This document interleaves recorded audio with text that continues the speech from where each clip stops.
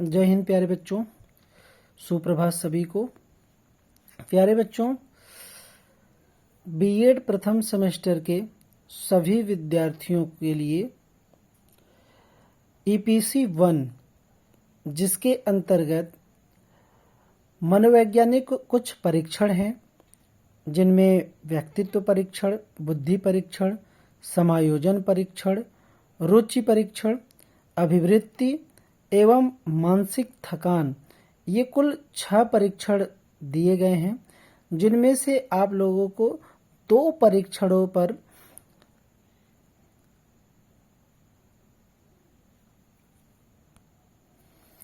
विद्यालय में कराए जाएंगे।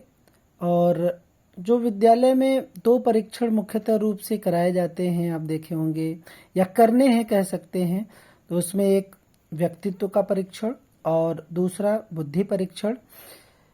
तो प्यारे बच्चों, जैसा कि आप लोगों को फाइल पे दिख रहा होगा कि व्यक्तित्व का परीक्षण कराया गया है, जिसमें इंडेक्स ये दिख रहा है। ठीक है, तो इंडेक्स में हम लोग चर्चा बाद में करेंगे, क्योंकि जितनी फाइल में चीज़ें लिखी जाती हैं पेज संख्या के आधार पर, उसी का इंडेक्स बनता है। सबसे पहले मैं आप लोगों को प्रैक्टिकल के अंतर्गत क्या क्या चीज़ें लिखी गई हैं वो समझा देता हूँ, बता देता हूँ, और क्या क्या लिखना है। उसके पश्चात हम लोग आएंगे इंडेक्स पे कि इंडेक्स कैसे बनता है। ठीक है, तो प्यारे बच्चों, सबसे पहले आप यहाँ पर जब फाइल का पहला पेज लिखेंगे तो उसमें जो परीक्षण है उस परीक्षण से संबंधित कुछ जानकारियाँ या कह सकते हैं उससे संबंधित चीज़ें लिखी जाती हैं, क्योंकि उसके बारे में आप थ्योरिकल नॉलेज भी रखें। तो इसलिए प्रैक्टिकल में, जो कि प्रैक्टिकल है आपका व्यक्तित्व का, तो इसलिए व्यक्तित्व का सबसे पहले अर्थ लिखा गया है कि उसके अर्थ की उत्पत्ति कहाँ से हुई है, कैसे हुई है, अंग्रेजी में इसको क्या कहते हैं, इसका अर्थ क्या होता है। ठीक है, तो ये जानना बहुत ज़रूरी है, इसलिए आपको व्यक्तित्व का सबसे पहले अर्थ लिखना पड़ेगा। फिर उसके पश्चात हम लोग आएंगे व्यक्तित्व की परिभाषा पर। तो ध्यान दीजिएगा, व्यक्तित्व के जो मुख्यतः परिभाषाएं हैं, और जिनमें से 2-3 परिभाषाएं लिखी गई हैं यहाँ फाइल में आप देख रहे हैं, तो आप छोटे छोटे 2-3 परिभाषाएं लिख लें, जिसमें कि आलपोर्ट का परिभाषा लिखा गया है, मन के अनुसार परिभाषा लिखा गया है, बिंग एवं हंट के अनुसार परिभाषा लिखा गया है। ठीक है, तो आप भी इसमें क्या करेंगे, सबसे पहले पेज पर आप व्यक्तित्व का अर्थ लिखेंगे और परिभाषाएं लिखेंगे। ठीक है, उसके पश्चात प्यारे बच्चों हम लोग सेकेंड पेज पर आएंगे। जैसा कि आप लोगों को दिख रहा होगा कि व्यक्तित्व के सिद्धांत लिखा गया है। तो व्यक्तित्व के कुल कितने सिद्धांत होते हैं उसका पूरा वर्गीकरण दिया गया है, जिसमें मुख्यतः 3 सिद्धांतों का जिक्र किया गया है। मनोविश्लेषणात्मक सिद्धांत, ठीक है, प्रकार के आधार पर भी सिद्धांत दिए गए हैं, और शील गुण के आधार पर भी सिद्धांत दिए गए हैं। मनोविश्लेषणात्मक सिद्धांत के अंतर्गत फ्रायड का सिद्धांत है, और जब हम प्रकार के सिद्धांत की बात करते हैं तो शारीरिक गुणों के आधार पर उसका वर्गीकरण किया गया है, जिसमें आपका क्रिसमस के अनुसार है, सेल्डन के अनुसार है, और मानसिक गुणों के आधार पर युंग और स्पेडर या एक स्पेगर महोदय हैं, बहुत बड़े अर्थ मनोवैज्ञानिक हैं, उनके अनुसार कहीं ना कहीं ये वर्गीकरण है। और उसके पश्चात जब शील गुणों के सिद्धांत की बात करते हैं तो आलपोर्ट का आपका सिद्धांत देखने को मिलता है, कैटेल का सिद्धांत देखने को मिलता है। ठीक है, तो उसी प्रकार से ये जब थर्ड पेज पर आप लोग आते हैं तो ये देख पा रहे हैं कि व्यक्तित्व के जो सिद्धांत का अभी वर्गीकरण पूरा बताया गया, उस वर्गीकरण में प्यारे बच्चों पहला जो वर्गीकरण है, जैसे मैंने बताया कि मनोविश्लेषणात्मक सिद्धांत ना, तो ये जैसे कि अभी आप लोगों को बताया कि सिद्धांत का प्रतिपादन जो है फ्रायड महोदय ने किया था। तो फ्रायड के अनुसार मनुष्य की जो मानसिक शक्तियां हैं, जिनका विश्लेषण क्रिया के आधार पर क्या कहा जाता है और उसके चेतन अचेतन पर निर्भर करता है, तो उसका क्या रोल है, फ्रायड महोदय ने बताया हुआ है। और व्यक्तित्व के निर्माण के संदर्भ में भी 2-3 बातें निर्मित की गई हैं, जिसमें ईद, ईगो, सुपर ईगो की बात की गई है, जो महत्वपूर्ण होता है, इसको बताया गया है। तो आप लोग इसमें ये बातें मेंशन कर लेंगे, लिख लेंगे मनोविश्लेषणात्मक सिद्धांत के अंतर्गत। अब बात करेंगे दूसरा जो आप लोगों को दिख रहा था, आलपोर्ट का सील गुण का सिद्धांत। ठीक, तो जब इसका देखेंगे तो आलपोर्ट के सील गुण के सिद्धांत के अंतर्गत व्यक्तित्व का व्यवहार है, जो उसके निहित कुछ जो लक्षण होते हैं वो दिखाई देते हैं, परिलक्षित होते हैं, तो उसके आधार पर भी दो भागों में इसको विभाजित किया जाता है, जिसमें आप लोग आलपोर्ट के अनुसार देखते हैं और कैटल के अनुसार देखते हैं। ठीक है, तो इसका भी कहीं ना कहीं विस्तार पूर्वक आप लोग छोटे में, विस्तार बहुत ज़्यादा विस्तार नहीं, थोड़े में इसका लेखनबद्ध तरीके से लिख लेंगे।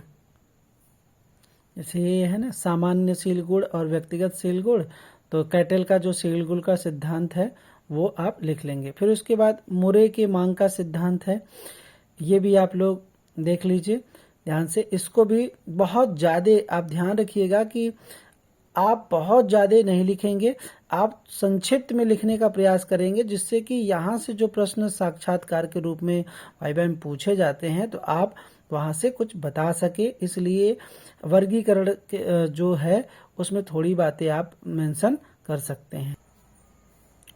फिर यहाँ पर आइजेंग का जैविक सील गुण का जो सिद्धांत है वो थोड़ा सा लिख लीजिएगा। फिर व्यक्तित्व के जो निर्धारक तत्व होते हैं, जैसे जैविक कारक हो गए, मनोवैज्ञानिक कारक हो गए और वातावरण संबंधी कारक हो गए, तो ये आप लोग उसका वर्गीकरण बना दीजिएगा।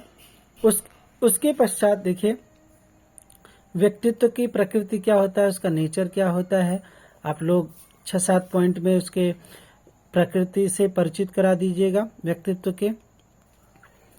फिर उसके पश्चात व्यक्तित्व की विशेषताएं क्या होती हैं, जैसे सामाजिकता हो गया, और उसके पश्चात लक्ष्य की प्राप्ति, आत्मचेतन, युवाओं के साथ समायोजन, उत्साह, सामाजिकता, सामंजस्य, एकीकरण या शारीरिक व मानसिक स्वास्थ्य, ये बहुत सारी विशेषताएं होती हैं। उन विशेषताओं को भी आप यहाँ पर 4-5 पॉइंट में लिख सकते हैं। उसके बाद व्यक्तित्व के प्रकार कौन कौन से होते हैं, तो प्रकार में कई प्रकारों को वर्णित किया गया है, जिसमें सेल्डन के अनुसार 3 प्रकार बताए गए हैं, एंडोमॉर्फिक और मेसोमॉर्फिक, एक्टोमॉर्फिक। इसका आप संक्षिप्त में थोड़ा थोड़ा सा लिख दीजिएगा कि इस प्रकार में कौन कौन से कह सकते हैं कि शारीरिक कठकाठी वाले व्यक्ति पाए जाते हैं, या कह सकते हैं कि किस तरीके की उसकी शारीरिक संरचनाएं पाई जाती हैं, आप लिख लेंगे। उसके पश्चात है शारीरिक गुणों के आधार पर व्यक्तित्व के प्रकार, तो गोल काय ना, आयत काय, लंब काय, तो आप चाहें तो थोड़ा सा इसका भी डिटेलिंग कर सकते हैं। जैसा कि आप देख पा रहे हैं कि यहाँ पर ये पूरा थोड़ा सा छोटे में इसकी डिटेलिंग की गई है, लंब काय का, सुडोल काय का, गोल काय का।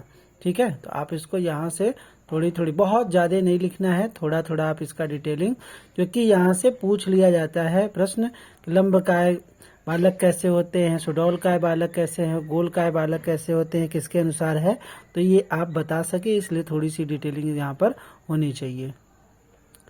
व्यक्तित्व का एक आप देखे होंगे कि युंग के अनुसार भी वर्गीकरण किया गया है, जिसमें 3 बातों का जिक्र किया गया है, आपका बहिर्मुखी, अंतर्मुखी, उभयमुखी, उसको भी आप लिख सकते हैं या लिख लेंगे।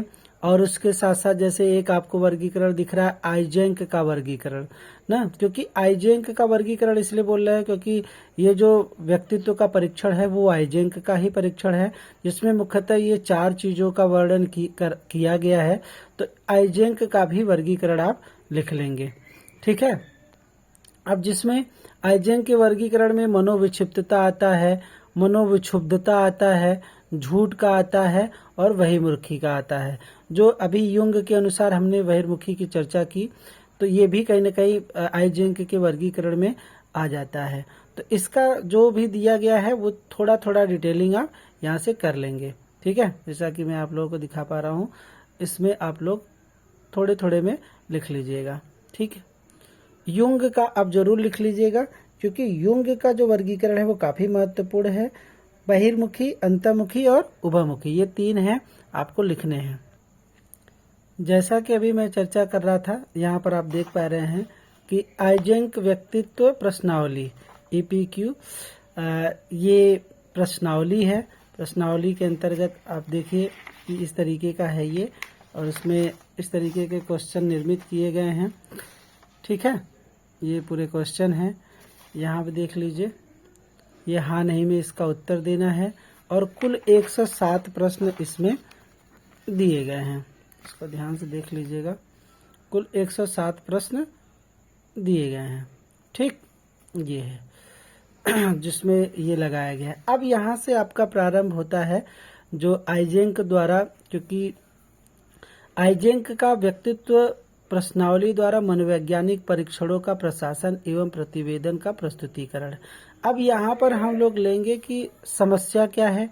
तो समस्या ये है कि आइजेंक पर्सनालिटी टेस्ट द्वारा व्यक्ति के व्यक्तित्व का पता लगाया जाना है। तो ये टेस्ट है जो अभी आपको दिखाए हैं। इस टेस्ट की सहायता से ही क्या करना है, व्यक्तित्व का पता लगाना है। जो प्रयोज्य है उसका व्यक्तित्व किस तरीके का है। ठीक, तो जो छात्राध्यापक एवं छात्राध्यापिकाएं हैं, इसी टेस्ट का प्रयोग करके वो प्रयोज्य का व्यक्तित्व का परीक्षण की है कि किस प्रकार का उस व्यक्ति का, उस बालक का व्यक्तित्व है। तो परिचय, सबसे पहले क्या लिखेंगे, परिचय। परीक्षण के बारे में परिचय देंगे। जो आइजेंक महोदय ने ये परीक्षण बनाया है तो उसका सबसे पहले परिचय देंगे। फिर आइजेंक के अनुसार व्यक्तित्व की परिभाषा देंगे। ठीक है, आप यहाँ से देख लीजिए जो जो लिखना है। आप इसको, आप चाहे तो स्क्रीनशॉट ले सकते हैं और नहीं तो इसको ध्यानपूर्वक लिख लीजिए। अब उसके पश्चात देखिए, आइजेंक व्यक्तित्व प्रश्नावली द्वारा मनोवैज्ञानिक परीक्षणों का प्रशासन एवं प्रतिवेदन का प्रस्तुतिकरण किया जाएगा। ठीक, जिसमें अब उसके अंतर्गत उपकरण एवं सामग्री, कौन कौन से उपकरण प्रयोग किए गए हैं, जिसमें निर्देशन पुस्तिका थी, जो निर्देश बच्चों को क्लासरूम में दिया जाता है, या कह सकते हैं कि जब प्रशासन कर रहे थे उस क्वेश्चनार का, तब निर्देश पुस्तिका का प्रयोग करते हैं।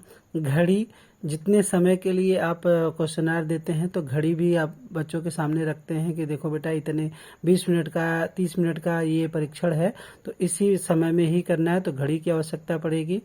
कुर्सी, क्योंकि बच्चों को बैठने के लिए कुर्सी, टेबल भी चाहिए।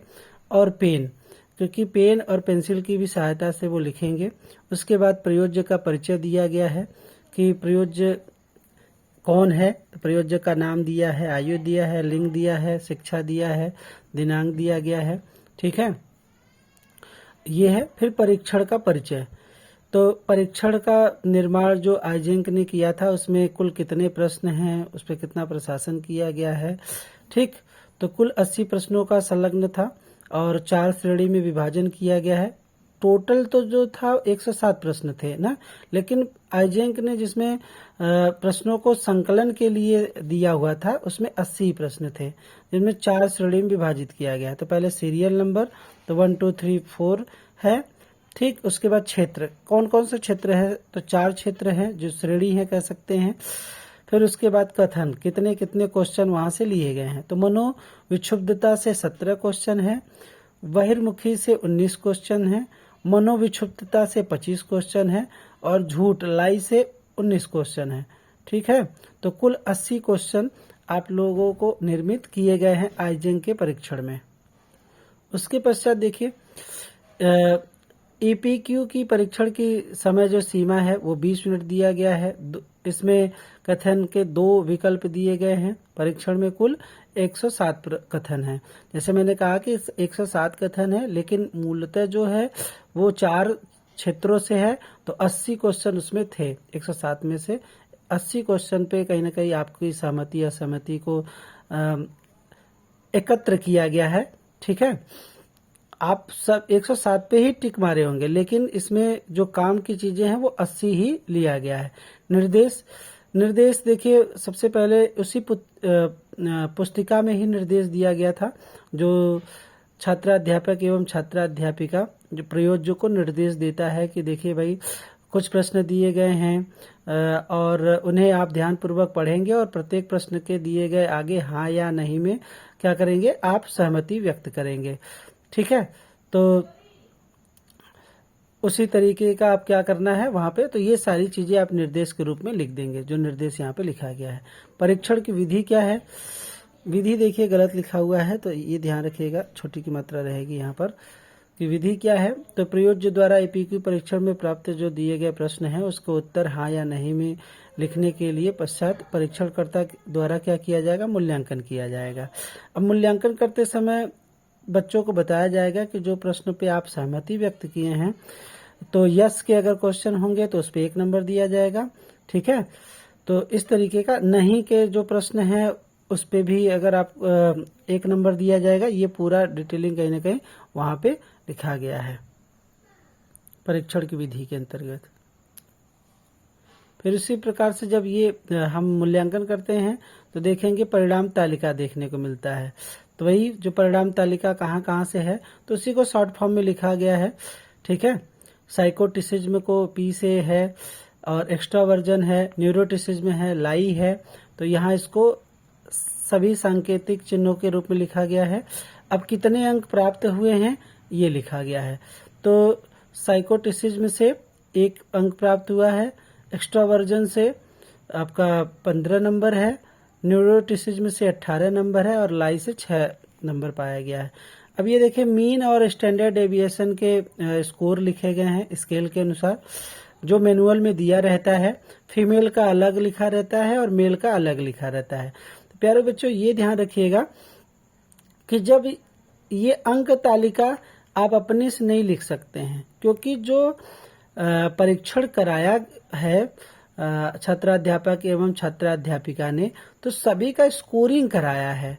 जैसे हमने कहा कि साइकोटिसिज्म का, तो वो जो क्वेश्चन थे 17 क्वेश्चन थे, तो 17 क्वेश्चन का पहले यस का चेक किया गया, फिर नो का चेक किया गया। तो जो यस और नो का पूर्णांक आया है उसको लिखा गया है यहाँ पर 1, दोनों का ऐड करके। जैसे मैं आपको ले चलता हूँ यहाँ पर आप लोग देखिए कि इस तरीके से यहाँ पर ध्यान से देखिएगा, ये लिखा हुआ है ना बॉक्स के अंदर, ये देखिए PENL लिखा हुआ है ना।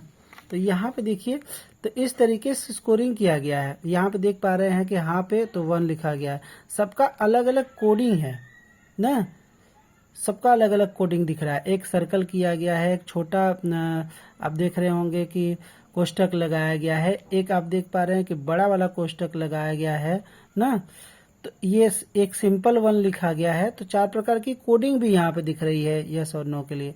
तो ये प्यारे बच्चों आपको अपने से नहीं, यहाँ पर जो पर्यवेक्षक होता है या कह सकते हैं जो प्रयोज्य को करा रहा है छात्राध्यापक एवं छात्राध्यापिका, वही आपसे को ये कराएगा, ठीक है। तो वो करा करके पूरा स्कोरिंग यहाँ पे लिखा हुआ है, जो स्कोर वहां पे दिखा है वही स्कोर लिखा गया है कि प्रयोज्य उतना स्कोर पाया है, प्राप्त किया हुआ है। तो अब जब प्राप्त किया है तो मैंने बताया कि मेल का अलग स्कोर होगा या मैनुअल में दिया हुआ है और फीमेल का अलग दिया हुआ है। तो क्योंकि ये जो प्रयोज्य थी उनका नाम था रूपा, तो उनका अलग स्कोर है। देखिए या कह सकते हैं फीमेल का अलग एक सारणी है। तो इसमें दिया हुआ है पी का, ई का, एन का, एल का उच्चतम मान और न्यूनतम मान दिया हुआ है, ठीक है। तो अब जो स्कोर पाए हैं इससे क्या करेंगे, ये टैली कराएंगे या देखेंगे कि क्या स्कोर है। तो उसके आधार पर उसके व्यक्तित्व का निर्धारण होगा, ठीक है। तो यही किया गया है। तो ये स्कोर आप बिना टेस्ट का प्राप्त नहीं कर सकते हैं, तो ये ध्यान रखिएगा। आप अपने से नहीं लिख सकते हैं। तो इसके लिए आपको प्रॉपर आइजेंक का व्यक्तित्व परीक्षण टेस्ट देना पड़ेगा, ठीक है। अब जब यहाँ पर आप देख पा रहे हैं कि जब टेस्ट का रिजल्ट निकल गया तो उसके आधार पे व्याख्या किया गया है, ठीक है। तो सभी का जो जितने थे सभी का क्या किया गया है, व्याख्या किया गया है। जैसे पी की पहले व्याख्या की गई, ई की गई है, एन की गई है, आगे पेज पे एल की गई है। तो लिखा गया है प्रयोज्य के पी का परिणाम 1 की तुलना मीन जो वैल्यू है 4.4 से करने पर वह निम्न श्रेणी में आता है। अतः प्रयोज्य एकाग्रता, संवेदनशील व दूसरों के साथ समान व्यवहार करने वाला व सृजनशील प्रवृत्ति का है। ठीक है। तो जैसा स्कोर आएगा उसके अनुसार उसकी व्याख्या की जाएगी। अगर यही शून्य होता तो इसका मतलब ये होता कि कहीं ना कहीं उसका जो स्कोर है मीन से काफ़ी कम है, मतलब ये औसत दिया है काफ़ी कम है, तो वो व्यक्ति जो है प्रयोज्य एकाग्रता वाला नहीं है, संवेदनशील नहीं है, समान व्यवहार करने वाला नहीं है, ऐसी चीज़ें कहीं ना कहीं पाई जाती। ठीक, अगर ऐसा स्कोर मान लीजिए ज़्यादा होता तब भी वो ये जो बातें कही जा रही हैं वो नहीं हो पाता।